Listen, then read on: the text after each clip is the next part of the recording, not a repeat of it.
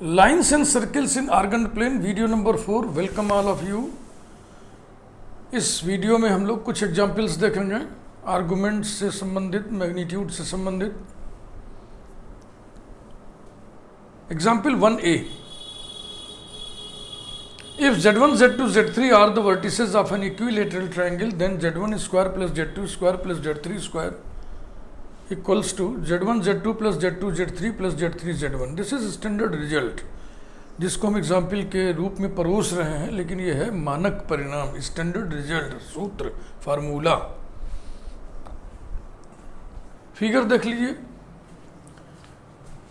ABC vertices हैं triangle के, जिनके फिक्सेस क्रमशः Z1 Z2 Z3 हैं। चूंकि ट्रायंगल इक्विलेटरल है, इसलिए तीनों इंटरनल एंगल π/3 π/3 π/3 होंगे और ये तीनों साइड्स आपस में बराबर होंगे। मैंने यहां पे लिख दिया है।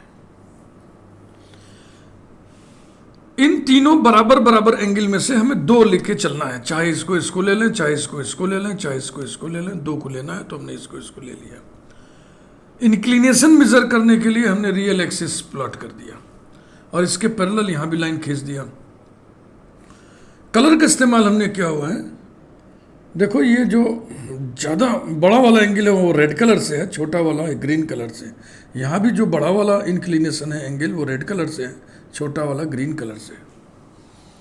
स्टार्ट हम ले रहे हैं clearly. Angle CAB, angle CAB is equal to angle ACB, angle ACB, यानी ये एंगल बराबर होगा और दो के दोनों बराबर होंगे π/3।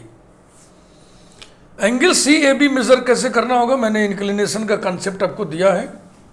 ये एंगल कैसे मेजर करोगे, रियल एक्सिस से inclination, inclination of AC minus inclination of AB is equal to this angle.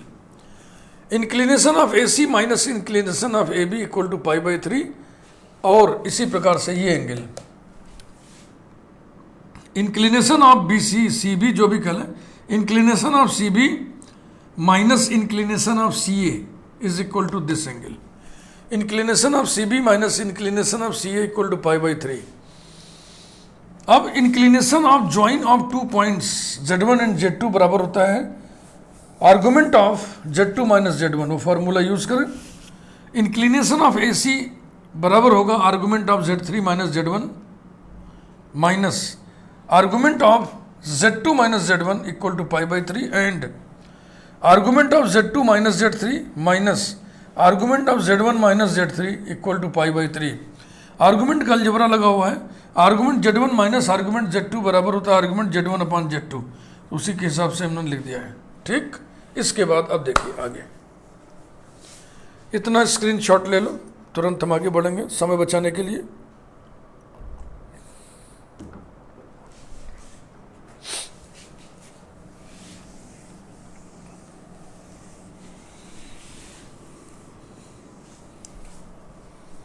ये स्क्रीनशॉट ले लीजिए। ओके, देखो, किसी कॉम्प्लेक्स नंबर को पोलर फॉर्म में लिखना आपको मालूम है, इंटरमीडिएट में आपने पढ़ा हुआ है। वी नो दैट, हम जानते हैं कि complex number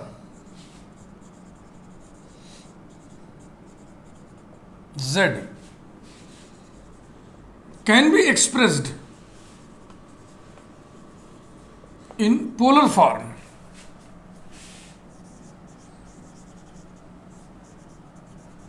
as Z equal to RE to the power I theta, where R equal to mod Z and theta equal to argument of Z. That is Z equal to R की जगह हम क्या लिख दें, mod Z into E to the power I। Theta की जगह हम क्या लिख दें, आर्गुमेंट Z। अब कॉम्प्लेक्स एनालिसिस पढ़ते समय ये बात हमेशा के लिए दिमाग में बैठा लीजिए, कहीं पर भी ये लिखा रहेगा तो आप चौंकिएगा मत, because It is polar representation of a complex quantity Z, complex number Z. Mod Z e to the power i argument Z. अब हम क्या करेंगे, इस कॉम्प्लेक्स नंबर को पोलर फॉर्म में लिखेंगे इसी स्टाइल में, इस कॉम्प्लेक्स नंबर को पोलर फॉर्म में लिखेंगे इसी स्टाइल में।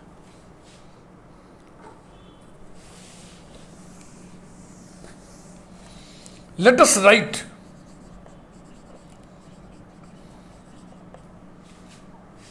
Z3 minus Z1 upon Z2 minus Z1 and Z2 minus Z3 upon Z1 minus Z3 in polar form. In polar forms as,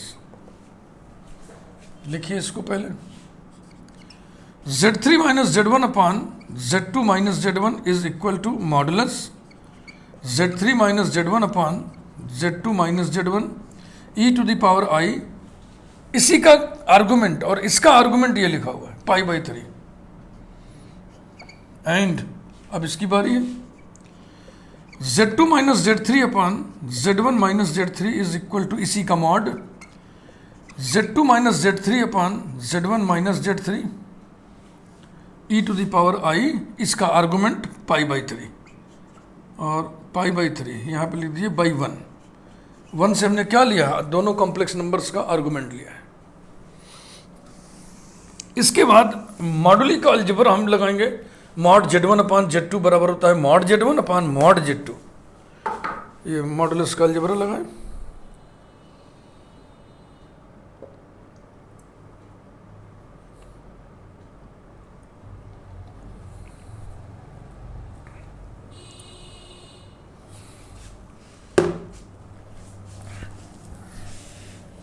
implies that Z3 minus Z1 upon Z2 minus Z1 is equal to mod numerator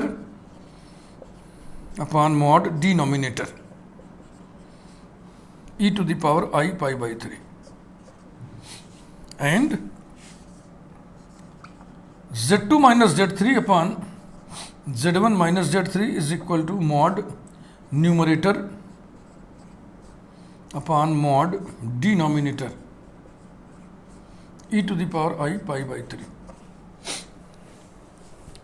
समझ में आ रहा ना, आगे बढ़ते चलिए।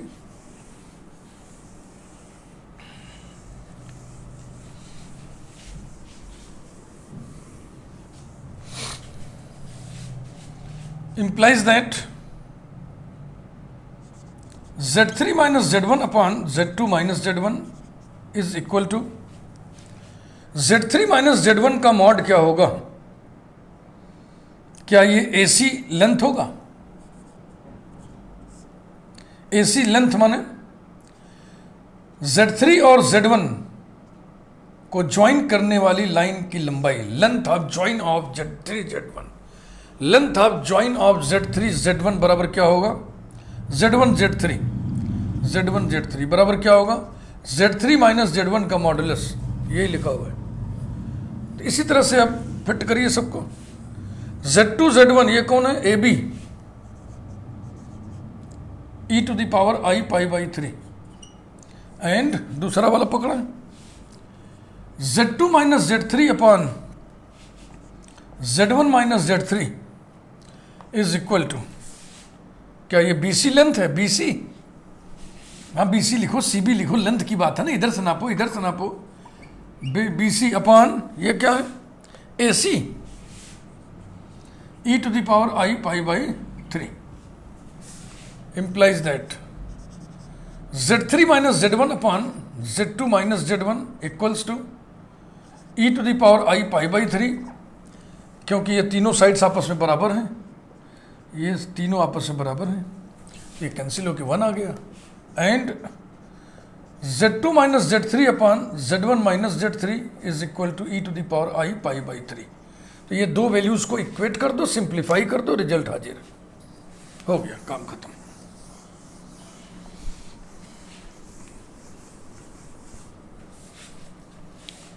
implies that Z3 minus Z1 upon Z2 minus Z1 is equal to Z2 minus Z3 upon Z1 minus Z3, and this implies that Z3 minus Z1 into Z1 minus Z3 equal to Z2 minus Z1 into Z2 minus Z3 cross multiply करने पर multiply करें Z3 Z1 minus Z3 square minus Z1 square plus Z3 Z1 equal to Z2 square minus Z2 Z3 minus Z1 Z2 plus Z3 Z1 implies that एक Z3 Z1 cancel हो गया। इसके बाद Z3 square Z1 square को दाहिने कर दो तो ये तीनों दाहिने पॉजिटिव में लिख उठेंगे। Z1 square plus Z2 square plus Z3 square is equal to, इधर Z3 Z1 है ही है, इन दो निगेटिव टर्म्स को इधर कर दो तो इधर हो जाएगा Z1 Z2 plus Z2 Z3 plus Z3 Z1। यही रिजल्ट हमको प्रूव करना था।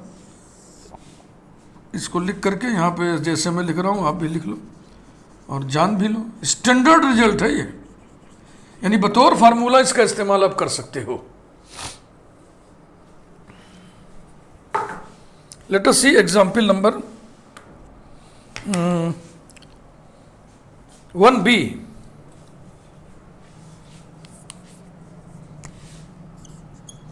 Example 1B,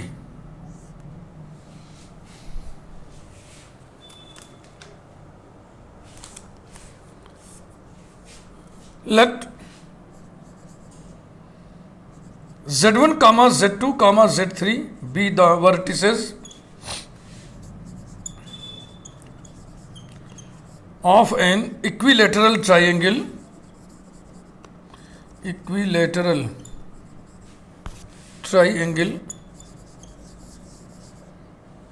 and Z not be the circumcenter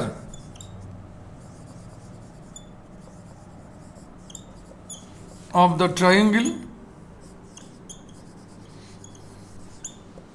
then 3Z naught square is equal to Z1 square plus Z2 square plus Z3 square। Equilateral triangle पिछले वाले example में भी था, equilateral triangle इस वाले एग्जाम्पल में भी है।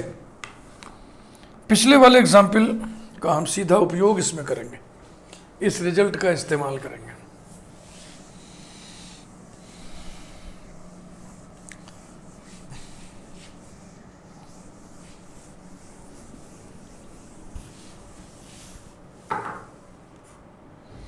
अलग से पहले आपको एक चीज हम सिखा दें, centroid of a triangle whose vertices are Z1 Z2 Z3। ये आपको मालूम होगा, वेक्टर ज्योमेट्री में आप सब पढ़े हुए, बिल्कुल उसी तरीके से करना है। इस साइड का हमने मिडिल पॉइंट लिया M, इसका fx हो जाएगा Z2 plus Z3 upon 2। A और M को मिला दिए तो मीडियन तैयार हो गया। सेंट्रॉइड इसी मीडियन पर स्थित होता है। यहां पे मान लो G, इसका fx हमने मान लिया Z डैश, और ये इस मीडियन को 2:1 रेशियो में इंटरनली डिवाइड करता है। तो Z डैश बराबर क्या होगा, जैसे आप पोजीशन वेक्टर निकालते थे बेटा वैसे लिख दो, 2 into this fx plus 1 into this fx upon sum of the ratios, 2 into Z2 plus Z3 upon 2 plus 1 into Z1 upon 2 plus 1। ये 2 कैंसिल हो गया, Z2 plus Z3 plus Z1, यानी कि Z1 plus Z2 plus Z3 upon 3। ये centroid का fx है। तो हम स्टार्ट कर रहे हैं सॉल्यूशन यहां से, ऐसा कहते हुए since Z1 comma Z2 comma Z3 are the vertices of an equilateral triangle,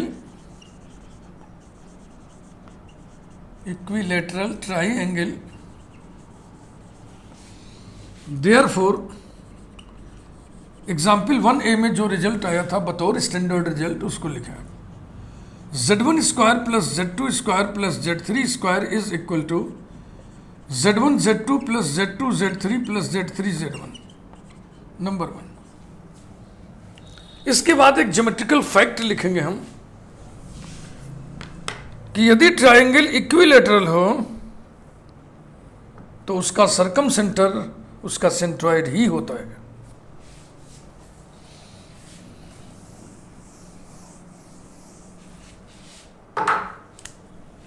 again, since the triangle is equilateral,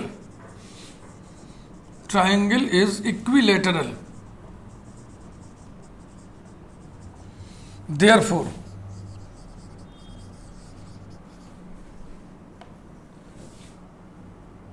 the circumcenter will be the centroid. That is, ना ऐसे लिखिए, and so circumcentre Z not question में लिखा हुआ है, ये क्या होगा? Centroid. This Z1 plus Z2 plus Z3 upon 3। बस ये दो रिजल्ट हमारे पास है। अब इन्हीं को हम फटकेंगे, पछोड़ेंगे तो हमको रिजल्ट जो रिक्वायर्ड है वो मिल जाएगा।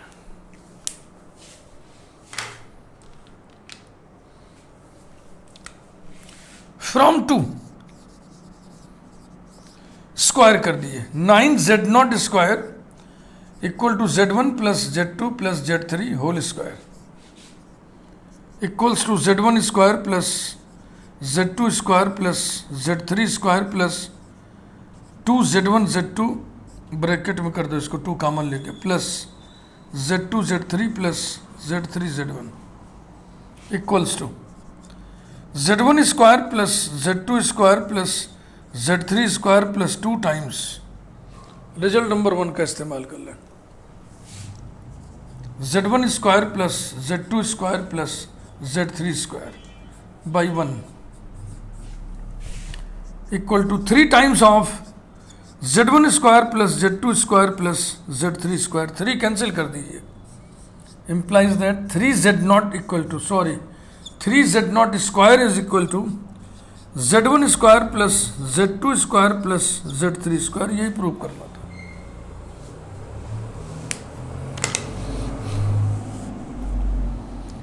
एग्जाम्पल 2 गौर से देख लें, ना उतार पा रहे हो तो स्क्रीनशॉट लेकर रख लें, बाद में उतार लीजिए।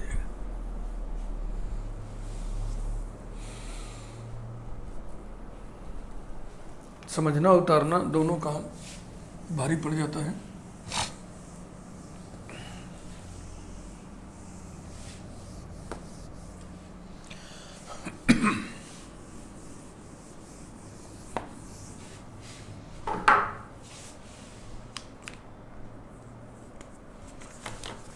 Example 2,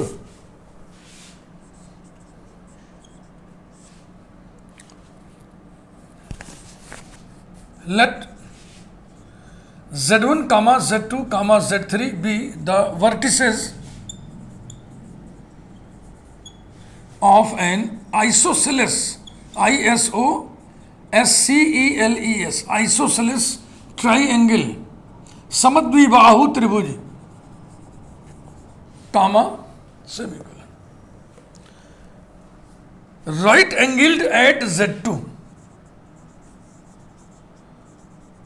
right angled at Z2, यानी ये समद्विबाहु त्रिभुज ही नहीं है, समकोण समद्विबाहु त्रिभुज है। और समकोण कहां पे बन रहा है? Z2 पर। देन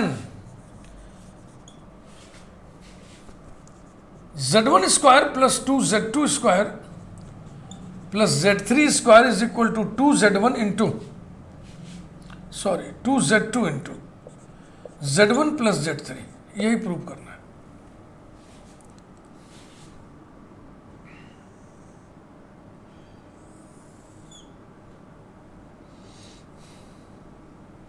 ये साइड बराबर रखना है भैया, ना आप अंदाज लो, स्केल नहीं लगा रहा है, फ्री हैंड फिगर बना रहे हैं ऐसा।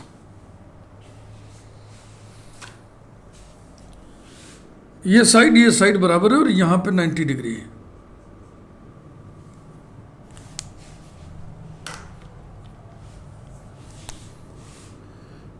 यहाँ पे रियल एक्सिस सेट कर दिया हमने,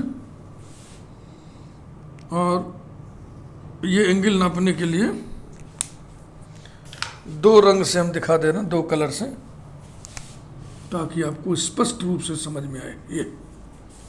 ये जो एंगल है 90 डिग्री वाला, ये एंगल माइनस ये एंगल, यानी इस लाइन का इंक्लिनेशन माइनस इस लाइन का इंक्लिनेशन बराबर होगा 90 डिग्री, π/2। यहां से शुरू करें, नाम लिखना, AZ1 BZ2, Z2 पर 90 डिग्री लिखा है ना, राइट एंगल्ड एट Z2, और ये CZ3, ये रहा।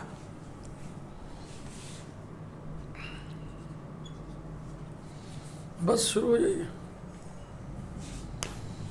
यहाँ पे नीचे मैं ये बातें भी लिख दे रहा हूँ कि दो साइड्स कौन कौन सी बराबर है, नहीं भी लिखोगे तब भी अंडरस्टूड है, क्योंकि 90 डिग्री के सामने हाइपोटेन्यूज है, हाइपोटेन्यूज ना इसके बराबर होगा ना इसके बराबर होगा। यदि दो साइड को बराबर होना है तो यही दोनों होंगे।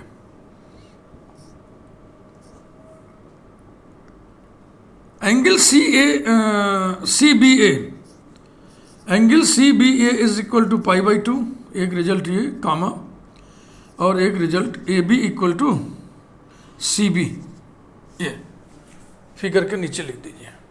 और अब सोल्यूशन देखें क्लियरली, या सिंस, क्लियरली क्या लिखना, ये तो गिवन है ना, since angle CBA equals to π/2, therefore angle CBA का मेजरमेंट करो इंक्लिनेशन की जुबान में, inclination of BA minus inclination of BC equals to π/2 था ना।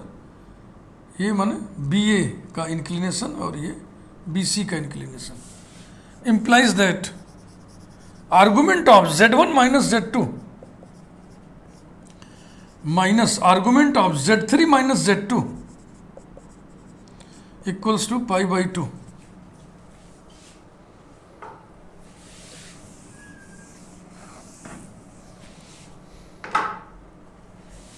Implies that argument of Z1 minus Z2 upon Z3 minus Z2 equals to π/2. Number 1. Let us write the complex number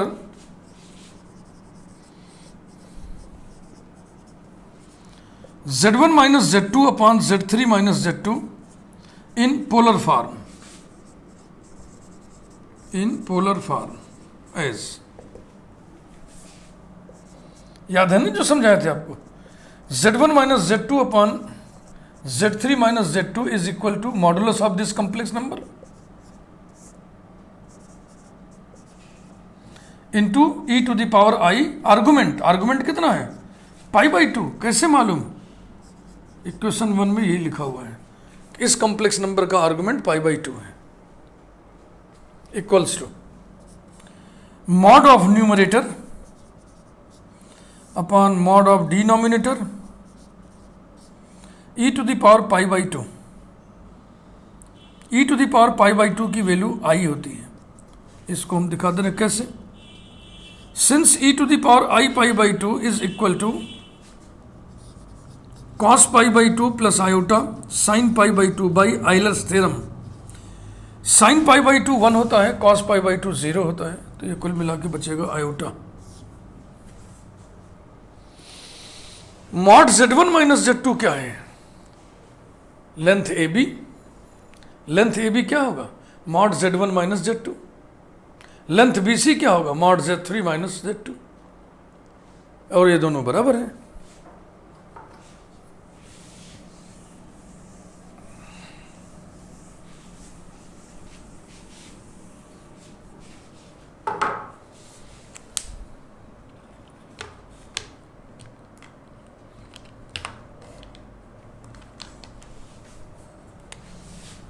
Implies that Z1 minus Z2 upon Z3 minus Z2 is equal to a b upon c b into i, और a B C B बराबर है, तो ये बराबर हो जाएगा i squaring we have z1 minus z2 whole square upon z3 minus z2 whole square equals to -1, implies that z1 minus z2 whole square is equal to minus z3 minus z2 whole square, implies that z1 minus z2 whole square plus z3 minus z2 whole square is equal to 0। Simplify करिए,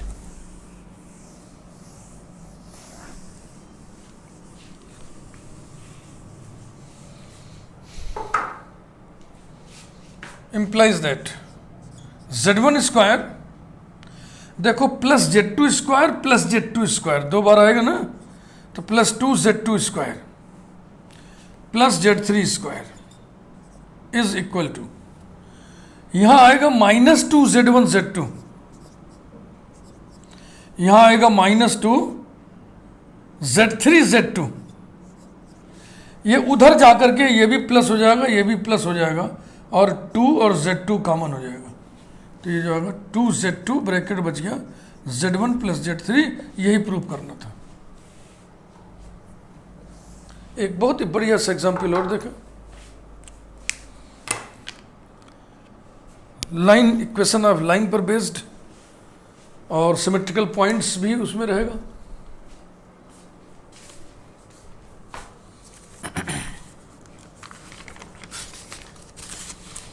example 3, mod z minus alpha upon z minus beta is equal to 1 represents a straight line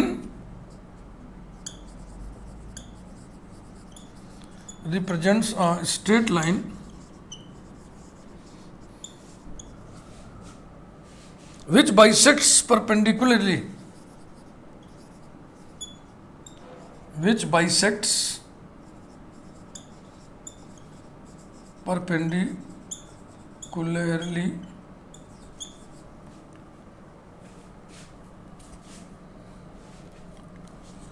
the line joining the points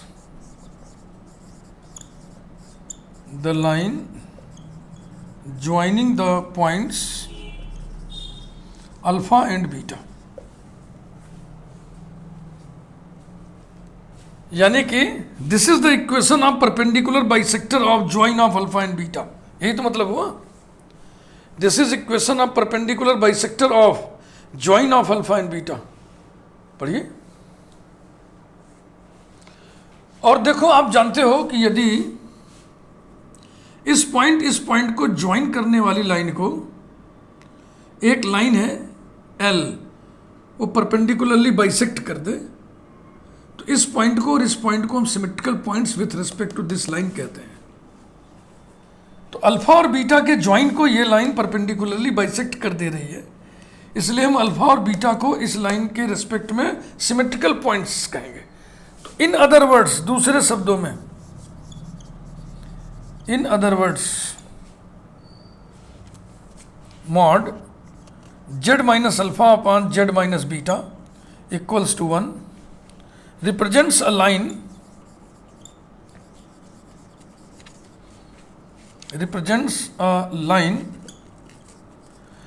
with respect to which alpha and beta are symmetrical points.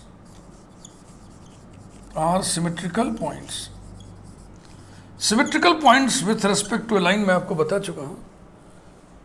इस concept में perpendicular bisection of join of two points घुसा हुआ है, बहुत बढ़िया से दिमाग में सब बातों को बैठा लें। आइए स्टार्ट करें।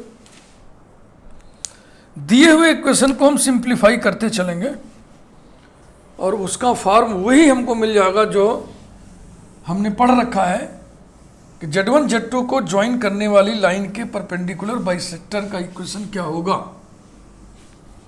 तो मेरा मन ये कह रहा है कि पहले हम इस बात को लिख ही दें, इस बात को हम इंगित कर दें, तो ठीक रहेगा। Solution started. We know that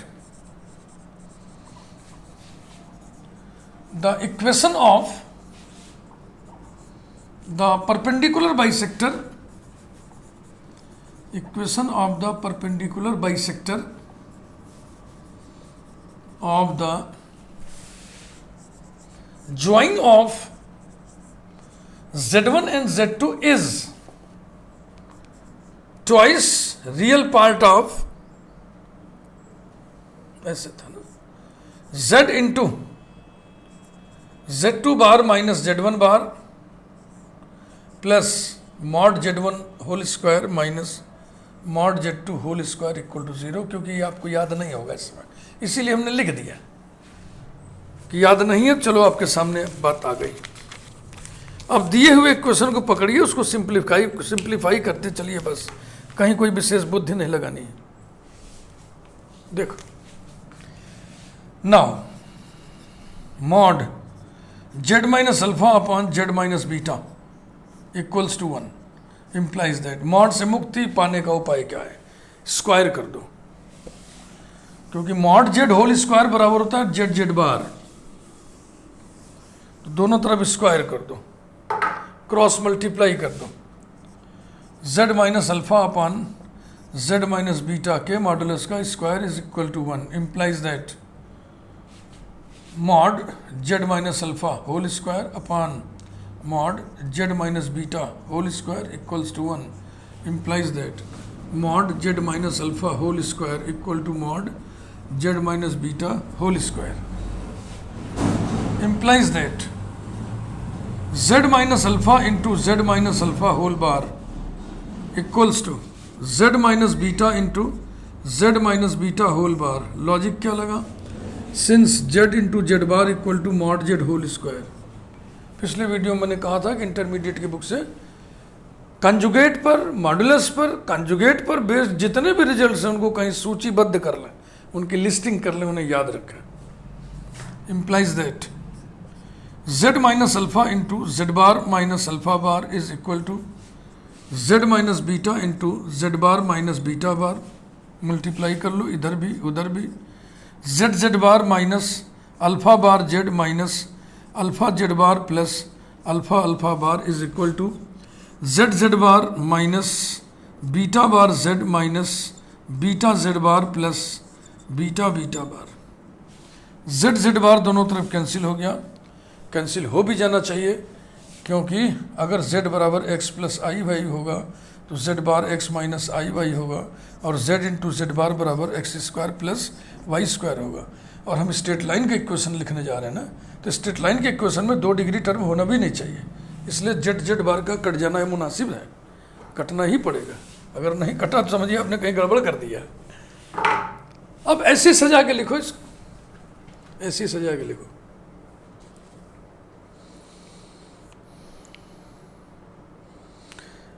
Z का टर्म लिखिए पहले, इंप्लाइज दैट जेड कहाँ कहाँ है, एक यहाँ जेड है और एक ये जेड है, इसको इधर लाएंगे तो हो जाएगा जेड ब्रैकेट में beta bar minus alpha bar plus अब जेड बार वाला खोजिए, एक ये है और एक ये है, तो इधर आएगा तो हो जाएगा जेड बार कॉमन ले लिए बीटा माइनस अल्फा, ठीक, plus alpha alpha bar minus beta beta bar is equal to 0। देखो वैसा आने लगा। Implies that z into beta bar minus alpha bar plus, आप बताइए इसी का कंजुगेट ये है कि नहीं? अगर इस पूरे पे कंजुगेट लगा दें, पहले टर्म पे हम कंजुगेट लगा दें, z into beta bar minus alpha bar whole conjugate के बराबर क्या होगा? Z bar into beta bar minus alpha bar whole bar, यही होगा, और ये बराबर होगा z bar into beta double bar minus alpha double bar, और ये बराबर होगा z bar into beta minus alpha, यही तो है ये। यानी जो पहला टर्म है उसी का कंजुगेट है वो, z into beta minus alpha whole bar, ऐसा ना, पहले का beta bar minus alpha bar then whole bar, जो ये है उसी का conjugate, plus alpha alpha bar बराबर होगा mod alpha whole square minus beta beta bar होगा mod beta whole square is equal to 0। जरा सुनिए मेरी बात, मान लो ये कम्प्लेक्स नंबर W लिखा है, तो W प्लस डब्ल्यू बार बराबर होगा 2 रियल पार्ट ऑफ W, तो हो जाएगा 2 real part of Z into beta bar minus alpha bar और plus mod alpha whole square minus mod beta whole square equal to 0। अब मिलान करिए, आ गया ना वैसे ही। तो Z1 Z2 को Z2 को ज्वाइन करने वाली लाइन का परपेंडिकुलर बाइसेक्टर ये है, तो ये परपेंडिकुलर बाइसेक्टर किसका हुआ? अल्फा बीटा को ज्वाइन करने वाली लाइन। तो जो नेचर इसका होगा वही नेचर इसका होगा, which is the equation of the, short में थोड़ा लिखना, परपेंडिकुलर बाइसेक्टर, इस तरह एग्जाम में नहीं लिखना चाहिए लेकिन एग्जाम नहीं है ये, perpendicular bisector of join of alpha and beta. तो यही गुण इसके बारे में लास्ट में लिख दो, बस 2 मिनट और।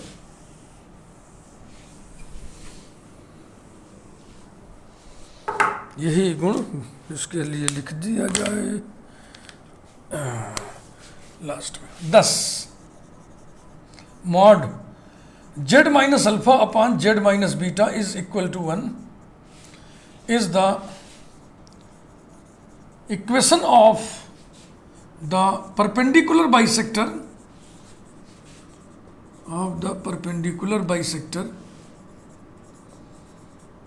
of the join of alpha and beta। ठीक, इन अदर वर्ड्स, दूसरे शब्दों में, in other words, mod z minus alpha upon z minus beta equals to 1 is the equation of the line with respect to which alpha and beta are symmetrical points,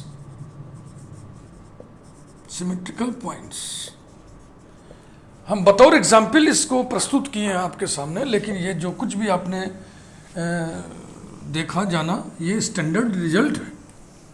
तो last में ऐसे किनारे ये चीज़ लिख दीजिए, स्टैंडर्ड